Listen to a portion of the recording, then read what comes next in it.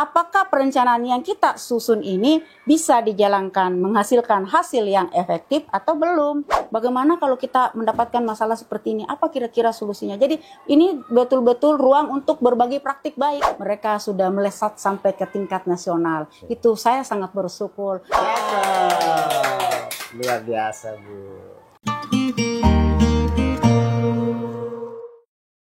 Halo Sobat Pendidikan, selamat datang di Podcast Solata. Podcast Solata BPMP Sulawesi Barat membahas seputar pendidikan di Provinsi Sulawesi Barat.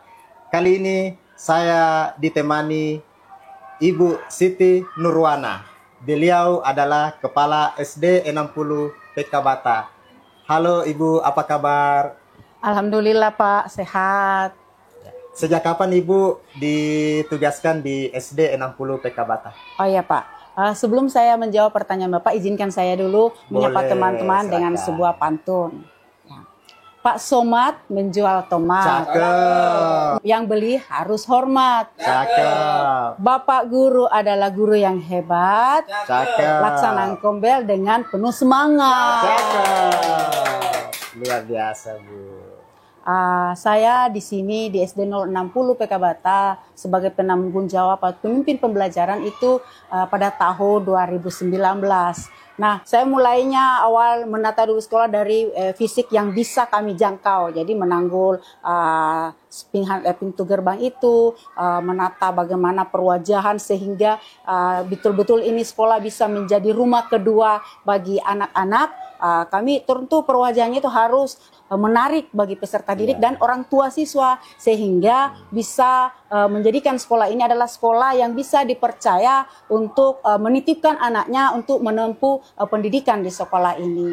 Nah, di lain sisi saya juga berupaya bagaimana meningkatkan kompetensi guru-guru saya di sekolah karena guru-guru itu juga adalah salah satu penentu dalam prestasi anak-anak. Nah, diantaranya saya melakukan namanya komunitas belajar. Apa motivasi utama Ibu dalam membentuk komunitas belajar di SD 60 PK Bata ini? Motivasi saya membentuk komunitas belajar di sekolah ini adalah ingin menciptakan ruang kolaborasi pendidik dan tenaga kependidikan untuk mengatasi permasalahan atau isu yang terjadi pada murid dengan adanya kolaborasi dan praktik baik di antara pendidik dan tenaga kependidikan sehingga hasil belajar murid itu bisa meningkat seperti itu, Pak. Isu yang dimaksudkan itu yang terjadi di sekolah, isu seperti apa, Ibu? Di antaranya isu itu bagaimana dengan rapor pendidikan? Ya. Bagaimana proses pembelajaran anak di kelas? Ya. Apakah anak-anak termotivasi pada saat belajar? Apakah suasana pembelajaran anak-anak di kelas itu kondusif atau menyenangkan? Itu yang termasuk salah satu isu yang perlu diatasi oleh para pendidik kita. Barangkali Ibu bisa menceritakan bagaimana proses pembentukan awal komunitas belajar, terus tantangan apa yang dihadapi dalam membentuk komunitas tersebut? Komunitas belajar ini sebenarnya dari awal sudah ada seperti yang saya sampaikan tadi. Setelah saya mengikuti salah satu BIMTEK di Jogja, ternyata komunitas belajar yang ada yang dikatakan komunitas belajar ramah guru.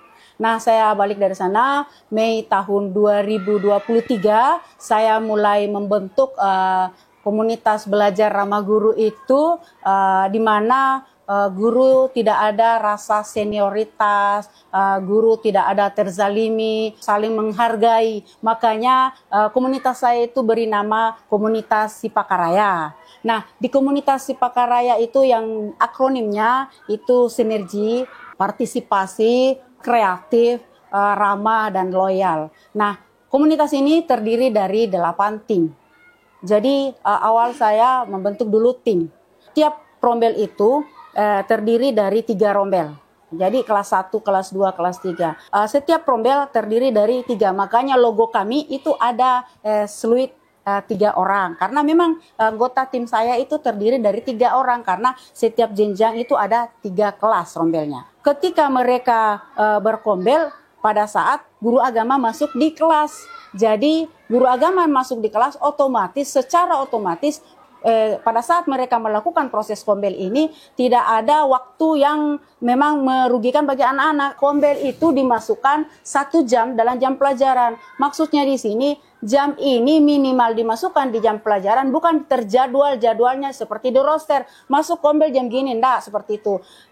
Minimal 1 jam itu adalah jam ASN. Tapi kebetulan saya di sekolah saya ketika guru agama masuk misalnya hari Senin itu pelajaran agama masuknya di kelas 3 di jam-jam kedua setelah upacara jam ketiga. Nah, guru kelas 3 ini sudah melakukan kombel. Jadi guru agama masuk di kelas anggrek, cempaka, beru-beru karena saya menggunakan nama bunga, menggunakan nama beru-beru karena kami tinggal di Sulawesi Barat kan beru-beru itu bunga melati ya. Jadi ketika kelas 3 anggrek belajar beru-beru dan cempaka, belajar agama, maka guru yang kelas yang tadinya tidak belajar, tidak mengajar di kelas itu karena ada guru agama, mereka lalu berkombel. Mereka berkombel 3 orang minimal 1 jam pelajaran. Jadi pada saat setiap hari itu akan terisi ada kombel. Jadi kalau ada yang mau datang, Bu, siapkan kombelnya ya, saya akan menuju di sekolah Ibu. Siapa? Karena di sekolah kami memang setiap hari ada kombel. Karena kami terdiri 8 tim. Dan ini kami tidak mengganggu proses belajar efektifnya siswa. Karena mereka berkombel ketika belajar agama. Nah, untuk kombel berakhlak itu agama dan kombel sehat itu olahraga, mereka berkombel di Jumat dan Sabtu karena mereka sudah mengajar maka melakukan kombel. Jadi memang kombel ini tidak ada menghalangi waktu atau biasa teman-teman juga bagaimana kombel itu diberikan anggaran ke dana bos. Enggak, karena setelah mereka melihat oh ternyata seperti ini kombelnya enggak memakan dana bagaimana, paling mereka bawa air minum sendiri karena kombelnya santai-santai saja berbicara beberapa siklus. Jadi mereka memang betul-betul berkombel itu tanpa harus biayanya ada konasi kota kan masih dalam proses misalnya agama itu pagi atau jam 3-4 seperti itu. Selanjutnya kami teman-teman membuat komitmen.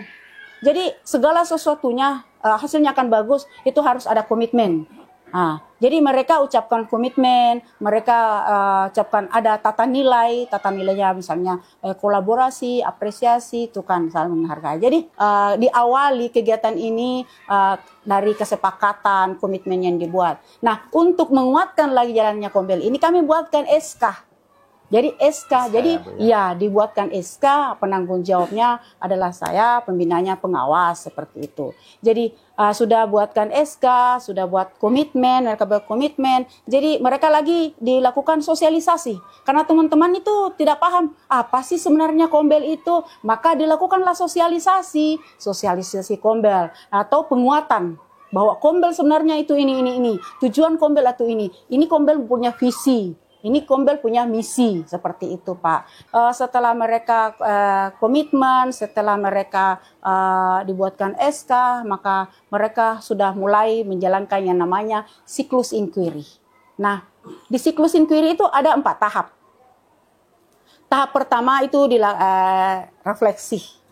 Jadi pada direfleksi ini dia melihat data asesmen siswa, dia melihat rapor pendidikan, dia melihat hasil formatif pada saat mereka melakukan proses pembelajaran atau melihat lingkungan-lingkungan sekolah. Nah itu semua bisa dijadikan bahan pada refleksi. Jadi ketika teman-teman berdiskusi maka yang satu berbicara, yang lain mendengarkan. Jadi disinilah prosesnya bahwa betul-betul ini kombel ramah guru. Tidak langsung menyelah ketika ada temannya. Jadi yang lain tidak merasa terzalimi. Biasanya bilang, apa itu kau sampaikan? Kombelmu itu apa itu masalahmu yang begini? Kan tidak. Jadi mereka harus betul-betul jadi pendengar yang baik sehingga mereka teman-temannya tidak merasa malu menyampaikan apa. Nah, di sini perannya ketua kombel memandu teman-temannya dan menarik satu topik bahwa ternyata masalah ini seperti ini, jadi topik yang kita angkat kali ini adalah seperti ini. Selanjutnya masuk mereka pada tahap perencanaan.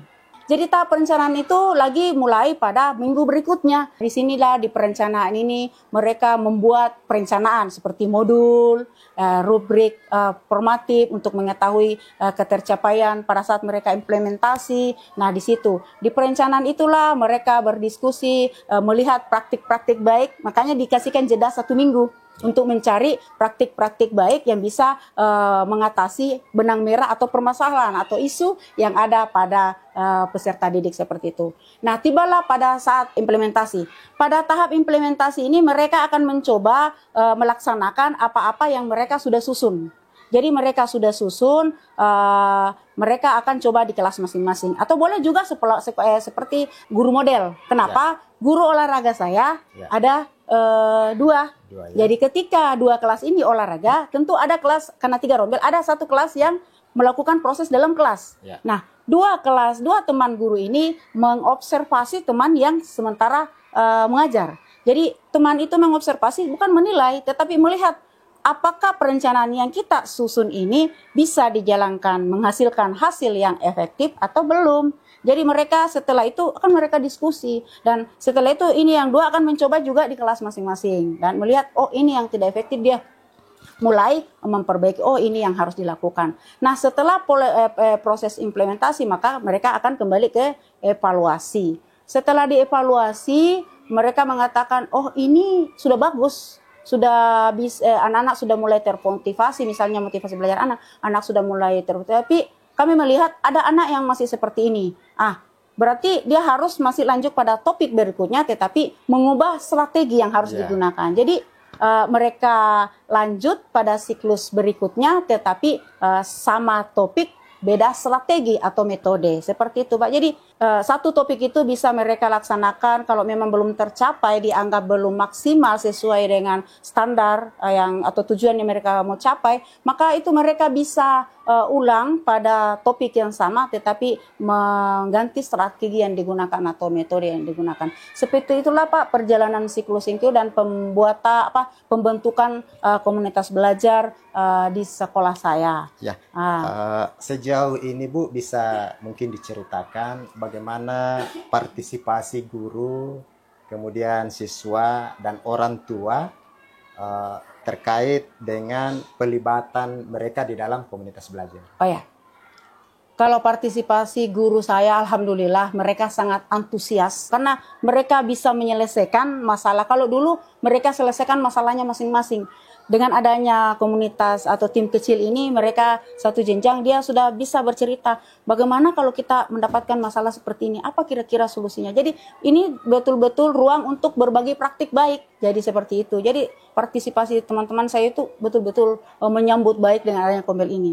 Nah, adapun kalau peserta didik peserta didik betul-betul juga sangat mendukung karena kenapa dia melaksanakan proyek-proyek yang sudah disusun oleh gurunya melalui perencanaan itu, dan dia juga menyampaikan umpan balik hasil belajar pada saat itu. Nah, kalau partisipasi orang tua siswa itu sangat mendukung juga karena orang tua siswa menyampaikan perkembangan anaknya, kenapa anak saya sudah mulai seperti ini, ternyata gurunya melakukan komunitas belajar di sekolah. Jadi orang tua menyampaikan apa umpan balik perkembangan hasil belajar anaknya di rumah. Jadi yang terjadi di sekolah, anak saya sudah mulai seperti. Jadi ini betul-betul ada kolaborasi antara guru, orang tua siswa dan siswa itu sendiri sebagai pusat pembelajaran. Seperti itu Pak. Kalau ada yang mau datang mengetahui tentang Kombel saya, kami siapkan itu memang Pak, di situ ada logo, ada barcode. Jadi siapa saja yang datang bisa melihat, dia pasang barcode, ternyata di sini ada perjalanan laporan teman-teman saya itu melalui barcode itu di drive itu ada perjalanan Kombel yang ada di SD 060 Pekabata atau Kombel Sipakaraya. Seperti itu. Jadi semua Kombel itu melakukan tahapan siklus inquiry itu ya Bu ya? Iya, sudah pasti. Baik. Adakah strategi atau metode khusus yang Ibu terapkan untuk memastikan keberlanjutan Kombel di sekolah ini? Oh ya, teman-teman saya tampak mengingatkan, dia sudah mulai mengingat. Tapi saya berusaha semaksimal mungkin bagaimana mendampingi teman-teman ketika berkombel. Jadi paling tidak kalau saya tidak bisa full dalam 1 jam 30 menit itu mereka berkompel, paling tidak saya mendampingi teman-teman. Karena mereka juga akan bersemangat kalau kami mendampingi sebagai kepala sekolah, kami mendampingi. Jadi kalau misalnya ada kegiatan luar, maka tetap mereka masukkan laporan yang di drive yang tersedia seperti tadi yang saya sampaikan, ada barcode di situ. Jadi saya bisa lihat, oh ya, sampai di sini progres mereka melakukan kombel hari ini. Insya Allah saya yakin mereka sudah bisa tetap melaksanakan kombel itu dan mereka bisa berbagi ke teman-teman sejawat yang lain. Insya Allah, karena ini kita sudah buktikan ada beberapa teman yang sudah kami berbagi praktik baik. Mereka sudah melesat sampai ke tingkat nasional. Itu saya sangat bersyukur. Teman-teman, terima kasih praktik baiknya. Kami sudah dapat tiket untuk ke nasional seperti itu. Ya. Itu Pak. Ya. Luar biasa Bu Kepsek dalam membentuk komunitas belajar ya. Kira-kira ada tidak dampak dari komunitas belajar ini terhadap perkembangan akademik dan sosial pada siswa?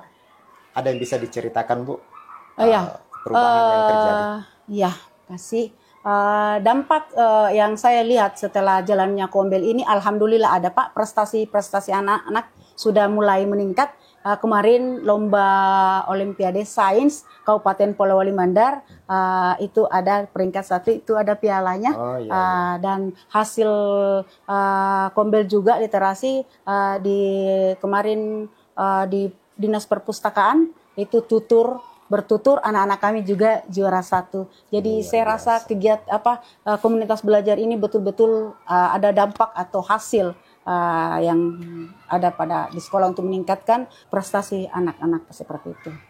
Ya, dari dengan banyaknya piala ini Bu, saya melihat bahwa memang sekolah ini adalah sekolah yang berprestasi Bu ya. Ya, insya Allah Pak. Ya, insya Allah semoga terus bisa terpercaya di mata masyarakat. Iya. Jadi apa harapan dan rencana jangka panjang Ibu untuk perkembangan komunitas belajar di SD 60 PK Bata? Harapan saya semoga ke depan komunitas belajar ini bisa meningkat, pembelajaran yang berpusat pada peserta didik bisa memberikan kontribusi sehingga hasil belajar anak lebih maksimal sesuai harapan bangsa ke depan yang bisa melahirkan anak-anak yang cerdas, yang berprestasi, yang berakhlak seperti itu Pak. Ya, terima kasih Bu atas penjelasan dari aktivitas atau implementasi komunitas belajar di SD 60 PK Bata yang disampaikan dalam kegiatan podcast ini. Ya, mudah-mudahan apa yang disampaikan ini bermanfaat untuk kita semua, utamanya kepada satuan pendidikan dalam hal untuk mengimplementasikan komunitas belajar di sekolahnya masing-masing. Tabe Pak, sebelum ditutup saya ingin menyampaikan pesan semangat buat teman-teman. Ya, silakan Bu. Ya. Semangat berkolaborasi. Dengan kolaborasi kita bisa mengatasi semua permasalahan yang terjadi pada siswa dan bisa meningkatkan prestasi belajar anak. Terima kasih. Assalamualaikum warahmatullahi wabarakatuh. Waalaikumsalam.